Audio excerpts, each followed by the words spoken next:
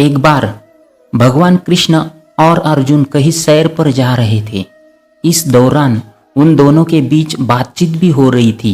तभी बातों बातों में कृष्ण ने कर्ण को सबसे बड़ा दानी कह डाला। इस पर अर्जुन ने कृष्ण से कहा कि क्यों कर्ण को दानवीर कहा जाता है और अर्जुन को नहीं, जबकि दान अर्जुन भी बहुत करते हैं। यह सुनकर भगवान कृष्ण को अर्जुन में उसके अपने दान का अहंकार महसूस होता दिखा।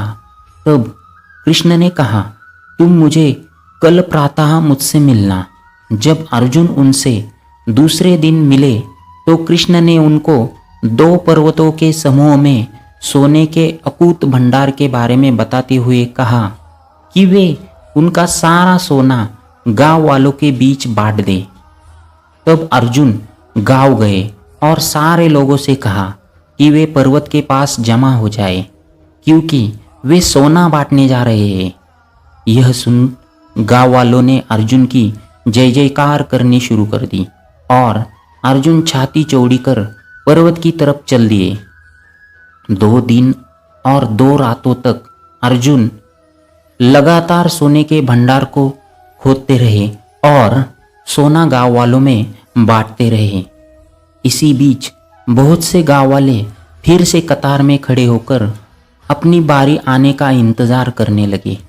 अर्जुन अब तक थक चुके थे।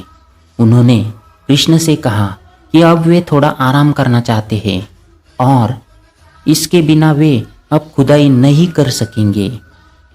तब कृष्ण ने कर्ण को बुलावा भेजवाया और जब कर्ण वहां पहुंचे तो कर्ण से कहा कि कर्ण, आप इन सोने के भंडार को इन गांव वालों के बीच में बांट दें।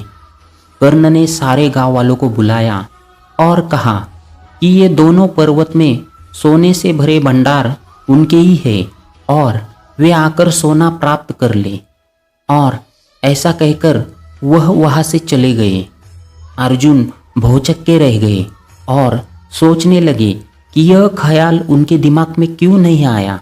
तब कृष्ण मुस्कुराए और अर्जुन से बोले कि तुम्हें सोने से मोह हो गया था। तुम गाँव वालों को उतना ही सोना दे रहे थे जितना तुम्हें लगता था कि उन्हें ज़रूरत है। इसलिए सोने को दान में कितना देना है इसका आकार तुम तय कर रहे थे। लेकिन कर्ण ने इस तरह से नहीं सोचा और दान देने के बाद कर्ण वहां से दूर चले गए। वे नहीं चाहते थे कि कोई उनकी प्रशंसा करे और ना ही उन्हें इस बात से कोई फर्क पड़ता था कि कोई उनके पीछे उनके बारे में क्या बोलता है। इस पर अर्जुन को अपने अहंकारी होने का पता चला और कृष्ण से कहा कि उन्हें आत्मज्ञान हासिल हो चुका है कि दान देने के बदले में धन्यवाद या बधाई की उम्मीद करना उपहार नहीं, सौदा कहलाता है।